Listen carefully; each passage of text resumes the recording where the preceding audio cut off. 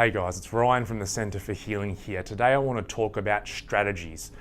Who doesn't love a good strategy? A strategy is something that it's a roadmap that gets us from where we are now to where we want to be. It's based on the past accumulated knowledge and experience of every other human being that's come before us to get us to a point that we haven't been before in the quickest and best fashion.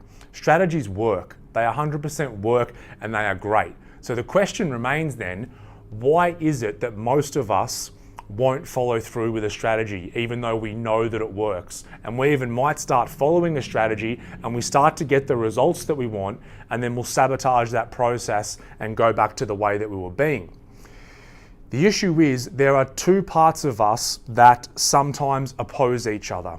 Okay? Now there's a conscious implementation of a strategy, and then there's also the underlying belief systems we have about that area of our life.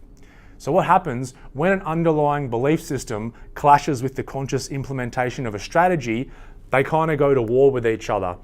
The thing is, the unconscious belief system is much stronger, much more powerful, and much more ingrained than the conscious implementation of the strategy. Let's use an example. Let's use one that so many of us have struggled with over the years: money. So you can learn all sorts of strategies about money, right?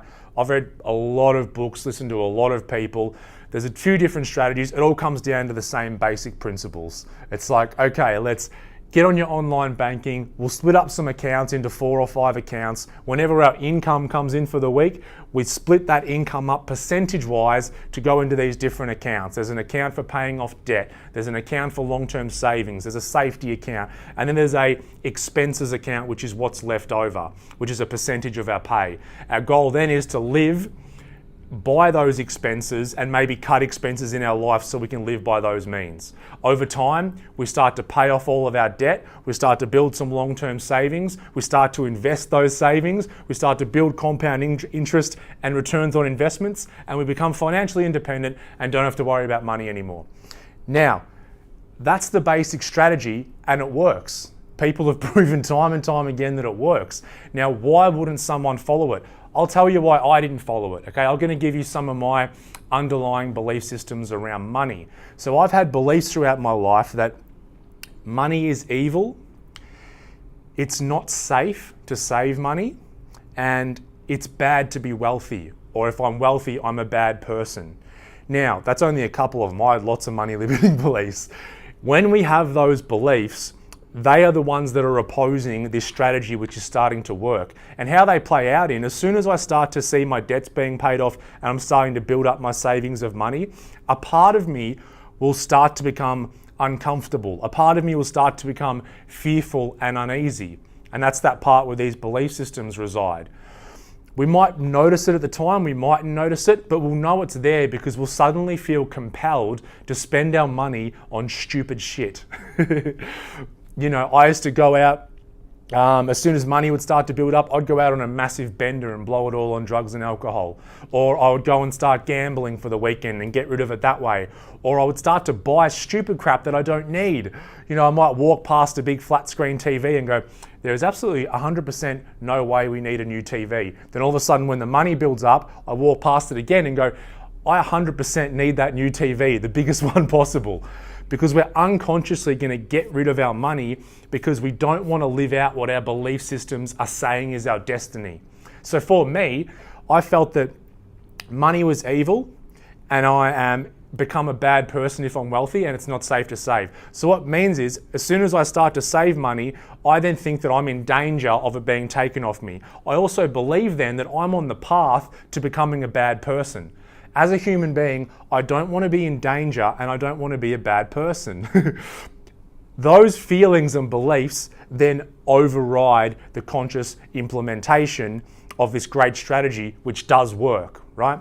This doesn't happen with money. This happens with all areas of our life. This can happen when someone's trying to lose weight. It can be when someone's trying to get out of a relationship, or someone's trying to find the perfect partner for them, or just trying to achieve anything in general.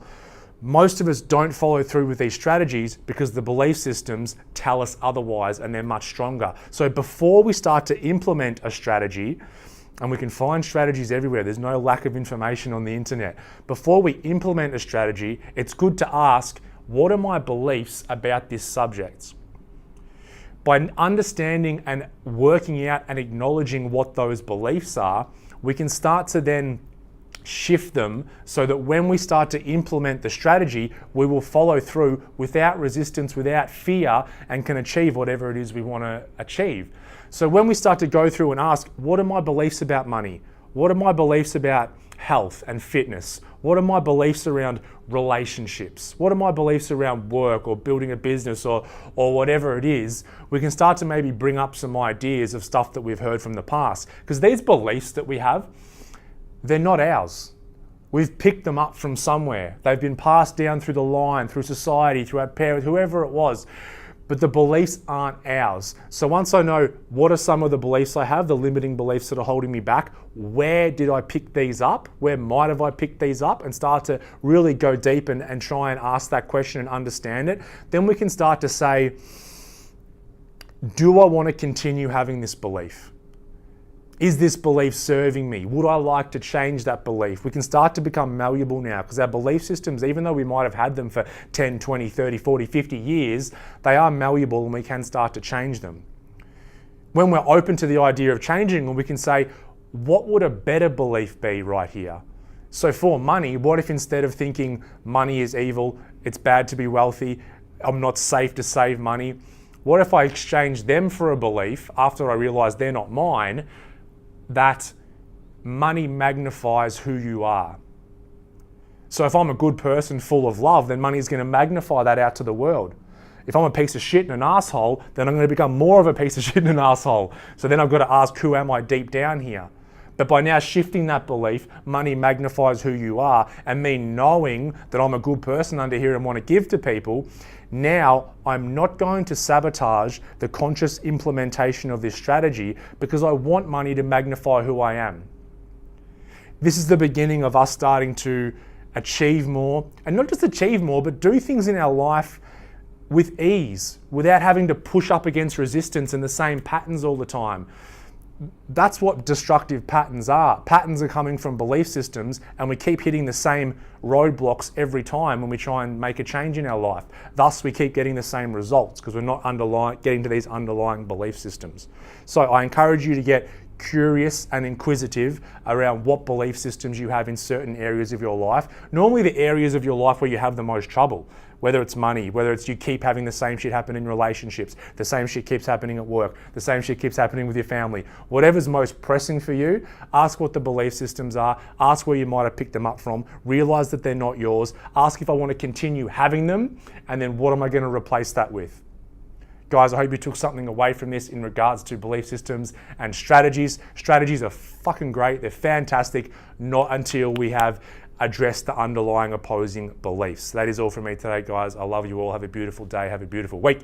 Peace out.